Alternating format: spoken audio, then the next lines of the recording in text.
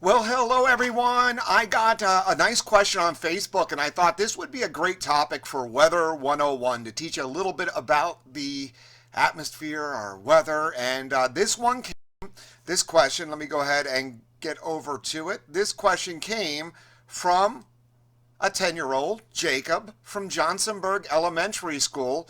And Jacob's question, one that I've gotten from adults before and some that don't even understand the true answer.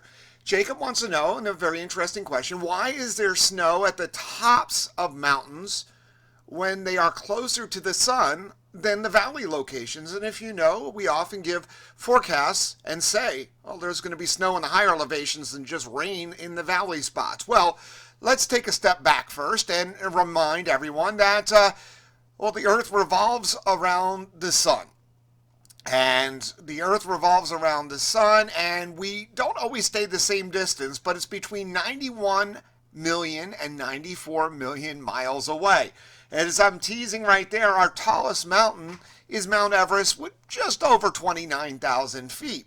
So if we put that into some perspective, it is a small percentage of the way to the sun. So it is virtually insignificant. In fact, if we use it in other words, if we compared this to the width of Pennsylvania and we said that distance of Mount Everest to the distance of the sun, what would that be like in walking across Pennsylvania?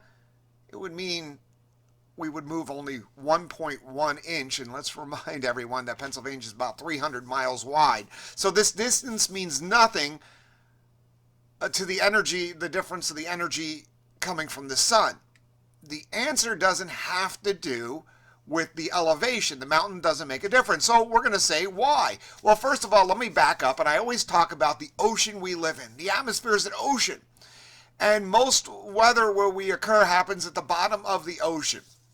Now, if you think about it, when we swim, we go down to the deep end of the pool, we feel pressure on our ears, and our ears hurt a little bit. Why? Because of all the weight of the water putting pressure on us. Well, the atmosphere has weight too, and we call that atmospheric pressure. And a staggering 5,600 trillion tons. It's a lot of weight on our shoulders, but if we just measured the weight of the atmosphere for 1 inch of our body to the top of the atmosphere, it's pushing down on us about 13, 14 pounds. But if it's the weight of the atmospheric pressure is the weight of the atmosphere on us, it does, and I do have proof here, and let me back up and give you a little proof on how the weight of the atmosphere works. Let me switch on over to my other camera.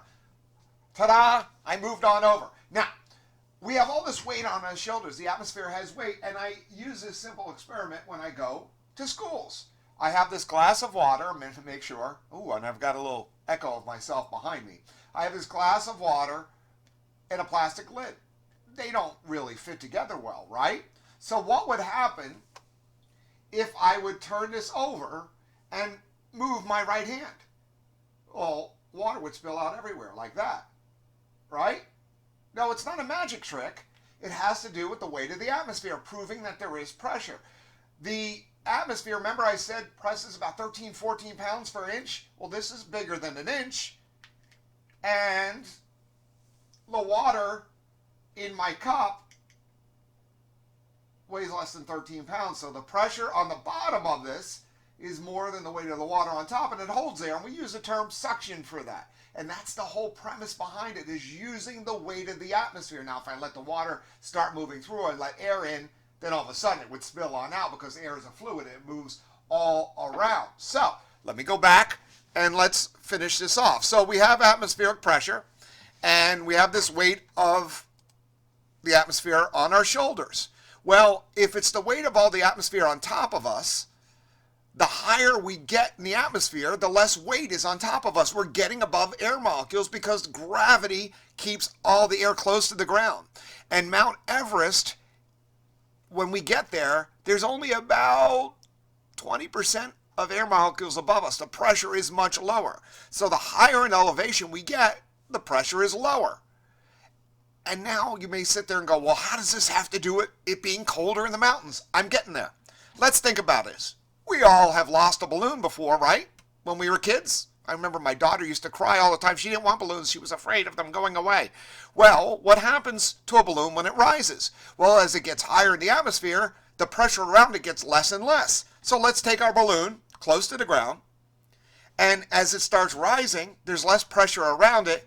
And as it gets higher, it gets bigger and bigger and bigger. And eventually so big it pops and falls down to the ground. It doesn't leave the atmosphere, it just gets so big because of less pressure around it.